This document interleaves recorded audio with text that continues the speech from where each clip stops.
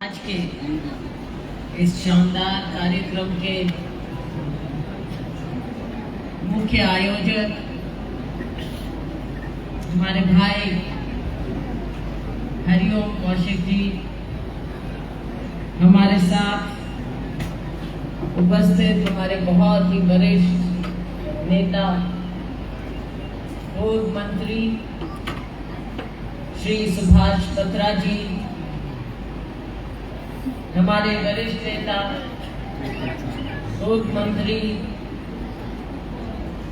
श्री कृष्णमूर्ति हुड्डा जी, इन दोनों के बारे में मुझसे ज्यादा शायद आप लोग जानते हैं, आपके अपने हैं, हमारे अपने हैं। दोनों ने अपना राजनीतिक जीवन बहुत ही छोटी अवस्था में शुरू किया। NSUI, यूथ कांग्रेस, बड़ी कांग्रेस, और एक बात जो उन्होंने कही कि मेरे पिताजी जब PCC प्रेसिडेंट थे तब ये दोनों उनके समय में पदाधिकारी रहे और उस समय बहुत यंग थे। जो हमारे साथ आए पूर्व विधायक भाई रणधीर सिंह जी धीरा, श्री भूपेंद्र गंगवा जी, श्री धर्मपाल जी गुप्ता, भाई अनिल सैनी जी, राजेश बुलखासिया जी, सज्जन सिंह जी नरवाना, मास्टर सतवीर सिंह जी, सत्यमान कौशिक जी, नीलेश जी, बहन सुमन लोचक जी, हमारे भारत यात्री सुशील धानक जी, श्री सत्यवीर निर्माण जी, मनोज गोहाना जी, विजेंद्र कपूर जी, सुखबीर जी जानती, करमवीर जी सरोहा, पुनीत जी सरोहा, विजेंद्र रंगा जी, बहन गीता सिहाग जी, यूथ कांग्रेस के हमारे छोटे भाई रोहित राणा जी, योगेश शर्मा जी, हमारे बहुत ही सुलझे हुए पुराने साथी श्री आनंद हुड्डा जी,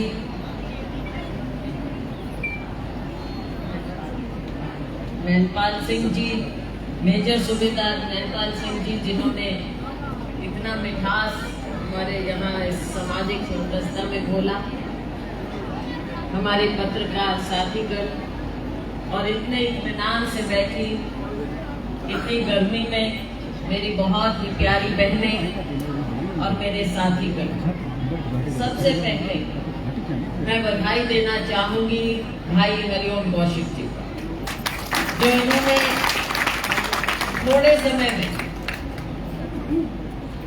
इन्होंने कहा कि हम कार्यक्रम करना चाहते हैं। मैंने कहा मेरे पास ज्यादा टाइम नहीं है, लंबा समय नहीं है, तो अभी कर ले तो कर ले, क्योंकि आगे और ज्यादा व्यस्तताएं बढ़ती जाएंगी। तो इन्होंने कहा कि आप 5-7 दिन का टाइम दे दो, हम तो बहुत बढ़िया कार्यक्रम आप देखिए।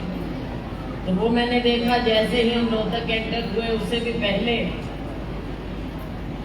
बादलगढ़ से, सांपला से, जो इतने साथी सैकड़ों की संख्या में नौजवान अनुभवी सभी लोग हमारे साथ चलते आए हैं पूरे रोहतक में। और मुझे खुशी इस बात की है कि आपने सामाजिक समरसता की मिसाल दिखाते हुए, जैसे हम अपने बड़े राष्ट्रीय स्वतंत्रता सेनानी रहे उनके आगे हम उनको नमन करते हुए आए और यहाँ पहुँचे हैं, तो मैं आपको बधाई देना चाहूँगी कि हमारे इतने बच्चों के लिए, जो हमारे नेता थे उस समय के, चाहे गांधी जी हो, नेहरू जी हो,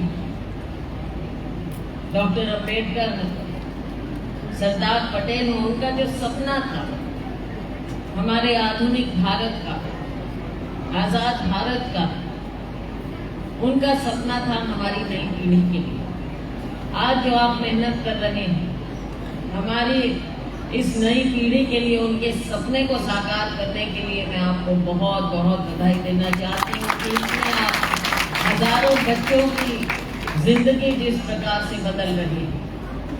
एक खिलाड़ी होता है, मैंने देखा कि आप शुरू से ही जिस प्रकार का अनुशासन और भाईचारा इन लोगों में ला रहे हैं, ये सामाजिक समरसता की मिसाल है। छोटे छोटे बच्चे जो घर में शायद नखरे कर लें, लेकिन यहाँ पर कितने अनुशासन से और इतने प्यार से और आदर से ना केवल बैठे हैं लेकिन सेवा कर रहे हैं, पानी पिला रहे हैं, हर एक चीज को हमने बारीकी से देखा और इतने अनुशासन से बच्चे बैठे। तो इसमें कोई आश्चर्य की बात नहीं है कि अगर इनकी ट्रेनिंग बचपन से ही ऐसी है तो ये क्यों नहीं गोल्ड मेडल जीतेंगे। तभी इसी कारण और सिंह जी, भैया जी भी बैठे हैं यहाँ,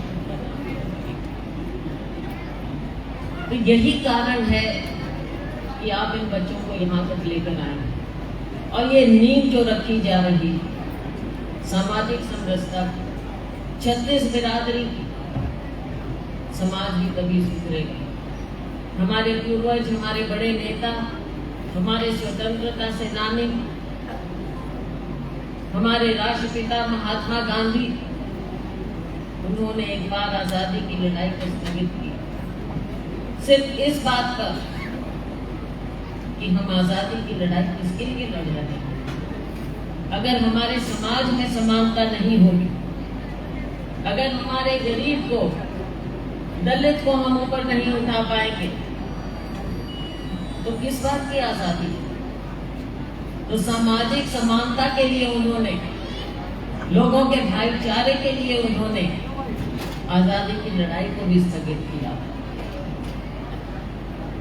हमारे डॉक्टर अंबेडकर जी जो संविधान लिख कर देकर गए, कानून बने, संविधान बना, उनका और हमारे दूसरे नेताओं का उस समय जो एक सपना था आधुनिक भारत का, कि आने वाले समय में हम हरियाणा में 36 बिरादरी की बात करते हैं, लेकिन पूरे देश में जो हजारों बिरादरी,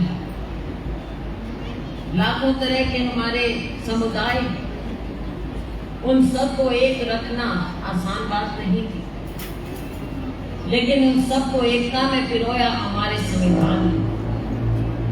ये संविधान सबसे बड़ी देन है हमारे देश के लिए। हमारा आधुनिक भारत का अगर कुछ हम कह सकते हैं ग्रंथ है तो हमारा संविधान, जो डॉक्टर अंबेडकर ने और उस समय के हमारे फाउंडिंग फादर्स ने हमें दिया। आज उसकी रक्षा करना हमारा फर्ज बनता है। और डॉक्टर अंबेडकर ने भी यही कहा कि आधुनिक भारत की नींव तभी रखी जाएगी जब समानता हो। समानता हर प्रकार की, राजनीतिक, आर्थिक, सामाजिक, तीनों समानता आएंगी तभी देश आगे बढ़ेगा। जहां पर बच्चे को, इंसान को इंसानियत की और आदर के नजर से देखा जाएगा, ना कि जिस जाति में वो पैदा हुआ। राजनीति में भी हम देखते हैं कि लोगों को अभी भी जो जात पात की राजनीति करते हैं, तो साथियों भाषण तो कोई कुछ भी दे सकता है, लेकिन सच्चे मायने में क्या उसको प्रैक्टिस करते हैं? क्या उस बात को लाते हैं? ये सोचना होगा और आपने आकलन करना होगा राजनेताओं का भी, राजनीतिक नेताओं का, जो आपके बीच में आते हैं, बात करते हैं। वोट तो चाहिए सबको, लेकिन क्या वो लोगों को उस आदर की नजर से देखते हैं या केवल वोट बैंक की नजर से देखते हैं? इन बातों पर आपको विचार करना। आज के दिन हमारे ये बच्चे मेधावी बच्चे हैं और आपने दिखाया, चाहे दलित का बेटा हो, दलित की बेटी हो, चाहे किसी भी जाति का बच्चा हो, अगर मौका मिलता है तो सब अपनी प्रतिभा दिखा सकते हैं। बात मौका देने की, चाहे वो कोई भी फील्ड, जैसा मैंने कहा, चाहे खेलों की फील्ड और चाहे राजनीति, समानता लाना जरूरी है, वैचारिक समानता लाना भी जरूरी है। ये नहीं कि केवल मदद चाहिए ताकि मैं बनूं, पावर मुझे मिल जाए। और ये सब पर लागू होती है बात कि मुख्यमंत्री तो सब बनना चाहते हैं, लेकिन वोट किसका चाहिए? क्या सबका समान चाहिए? समानता ला सकते हैं, या सिर्फ मेरे लिए और मेरी पावर के लिए हम दूसरों पर हाथ रखते हैं? ये भी सोचना पड़ेगा कि क्या वैचारिक रूप से आप सबको अपने समान मानते हैं, या सिर्फ इसलिए कि मैं बन सकूं इसलिए अपने साथ बैठाएं या उनकी बात करें? इन चीजों का आकलन आपने करना पड़ेगा। रोहतक के लोग बहुत समझदार होते हैं, मैं जानती हूँ, क्योंकि मेरा बचपन तो यहीं पर बीता है। मेरे मामा जी यहीं रहते थे, बचपन में मॉडल टाउन में यहीं आते थे, यहीं खेलते थे। मेरा तो बल्कि अपने ये पीजीआई,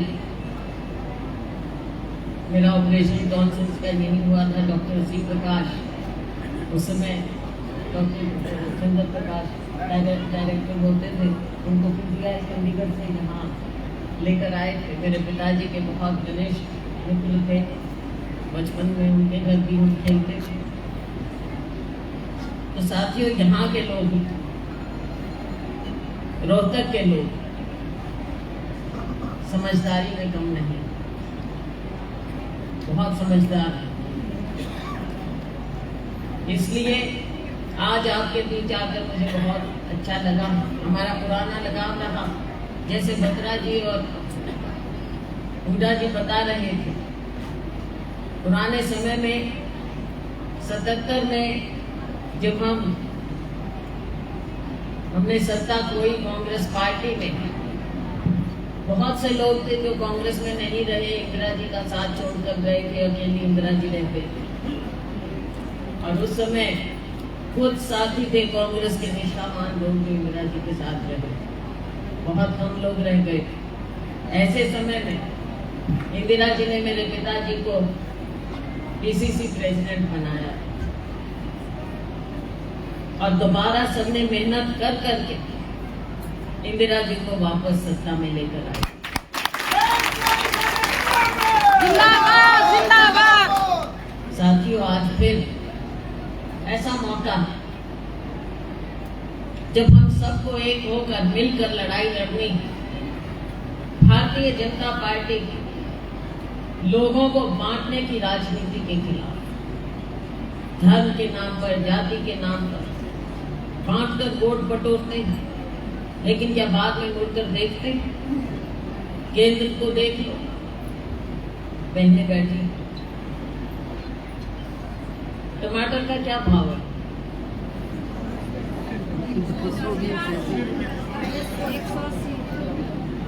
300 तक भी पहुंच गया था, आज 180, 200, 180। ये महंगाई जो आसमान को छू रही है, केंद्र सरकार, मोदी जी की सरकार, सबसे बड़ी दोषी कोई है तो ये केंद्र की सरकार है। सबसे बड़े दोषी हैं हमारे युवाओं के, जिनको नौकरी का झांसा दिया कि हर साल 2 करोड़ नौकरियां देंगे। इनके सबसे बड़े दोषी हैं तो ये केंद्र सरकार है। न जाने क्या क्या बातें कही गई एक्स सर्विसमैन हमारे यहाँ पर, उनके साथ जो धोखा हुआ, जिस तरह से क्या नया जो बनाया, क्या वीर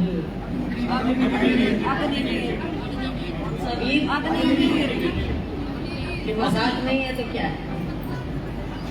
नाम ऐसे ऐसे चुन के ले आते हैं। भाई सैनिक बना लो, देश की रक्षा करने वालों। यहाँ पर न जाने कितने हमारे शूरवीर पैदा हुए, अब ये अग्निवीर नाम देकर हमारे ऐसे ऐसे सेनानियों, सैनिकों को, पूर्व सैनिकों, उनकी इज्जत पर आप बताइए 4 साल का कौन सैनिक नहीं कर सकता? लोगों ने अपने प्राण न्यौछावर किए हैं देश में। ऐसी ऐसी ये स्कीमें लेकर आते हैं। और अगर हम अपने राज्य की बात करें, हरियाणा की बात करें, आज जो ये सरकार है भारतीय जनता पार्टी जजपा सरकार, कल हमने प्रदर्शन किया, करनाल में प्रदर्शन किया, हजारों युवा हमारे लोग शामिल हुए, बहुत गर्मी थी, लेकिन फिर भी क्योंकि लोगों की ये दुखती रंग है, जो हमारे युवाओं के साथ धोखा किया जाता है, पेपर लीक किए जाते हैं, नौकरियां मिल नहीं रही, सीईटी के नाम पर हमारे लाखों लाखों बच्चों के साथ उनका जीवन अंधकार में डालते हैं। तो साथियों, भारतीय जनता पार्टी हमारी जो ये सरकार है, भारतीय जनता पार्टी जजपा सरकार, इन्होंने धोखा ही धोखा दिया है। आज ही मैं पढ़ रही थी ये प्रॉपर्टी आईडी का, मीडिया के मेरे साथी बैठे, प्रॉपर्टी आईडी के नाम पर इतना बड़ा घोटाला हुआ है हमारे हरियाणा के लोगों के साथ, इसका भी पर्दाफाश होना चाहिए। सीबीआई की जांच की मांग की गई। कैसे ये लोग, इसमें 12 कैरियर आईएएस अफसर, शायद 88 या कितने अफसर शामिल, 88 शहर शामिल, इतना बड़ा घोटाला किसके साथ? हमारी जनता के साथ। कैसे इनका आईडी, हर चीज में हेरा फेरी, पेमेंट कर देते हैं कंपनियों को और लोग भटकते हैं दर दर। कैसे ठीक करवाए रिकॉर्ड? क्या है ये प्रॉपर्टी आईडी? क्या ठीक किया गया है? एक और अभिशाप जनता के ऊपर डाल दिया गया। बहुत सी बातें हैं, लेकिन आज के दिन इन सब बातों के लिए आपको सोचना पड़ेगा। चाहे हम राज्य के सोचें, चाहे केंद्र की सोचें, लेकिन सबसे ज्यादा जो सोचना है वो आपने अपने भविष्य के लिए सोचना है। और आपका भविष्य, बच्चों का भविष्य तभी उज्जवल होगा जब आप कांग्रेस पार्टी की ओर देखें। आज हमारे पास नेतृत्व है, हमारे पास विचारधारा है। हमारा नेतृत्व राहुल गांधी जी, हमारी प्रेरणा स्रोत सोनिया गांधी जी, हमारे राष्ट्रीय अध्यक्ष श्री मल्लिकार्जुन जी खड़गे, जो कि खुद एक दलित परिवार से उठकर आज यहाँ तक पहुंचे। मेहनत की उन्होंने, ब्लॉक प्रेसिडेंट से शुरू हुए, आज हमारे राष्ट्रीय अध्यक्ष, हमारी प्रेरणा स्रोत प्रियंका गांधी। आज ये नेतृत्व है हमारे सामने जो लोगों की लड़ाई लड़ रहे हैं। राहुल गांधी जी ने हजारों किलोमीटर चलकर पदयात्रा देश को एक रखने की, सामाजिक समरसता की, ताकि समाज को इकट्ठा करें। क्या कहा राहुल गांधी जी ने कि नफरत के बाजार में मोहब्बत की दुकान खोलनी है। आइए हम सभी लोग मिलकर राहुल गांधी जी के इस नारे को अपनाएं और जो भी नफरत फैलाता है समाज में, चाहे जाति के नाम पर, चाहे किसी भी बात पर, हमने उसको दूर करना है। और हमने राहुल गांधी जी के, खड़गे जी के दिखाए हुए रास्ते पर चलना है। और तभी साथियों हमारा पूरा हरियाणा भी आगे बढ़ेगा। आपने मेरे बारे में बहुत कुछ कहा, मैं आपकी शुक्रगुजार हूँ, लेकिन मैं सबसे पहले अपने आप को कांग्रेस पार्टी की एक कार्यकर्ता